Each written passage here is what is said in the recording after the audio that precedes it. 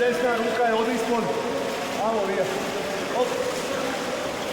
Hvataš ga za biceps, znači idem. Hop, a ti ga skav. Ovo radiš. Šrauba, isto samo druga strana. Kontroliraš ga, hop.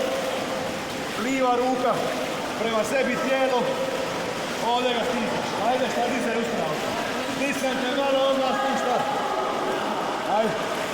I treća je bacanje na leđa. Znači šta centar radi, ja. Šta sam centar ti već. Ja stojim, hop. I šut. Jer na to centri radi. Baci se na leđa, pa pusti. Isto je tehnika.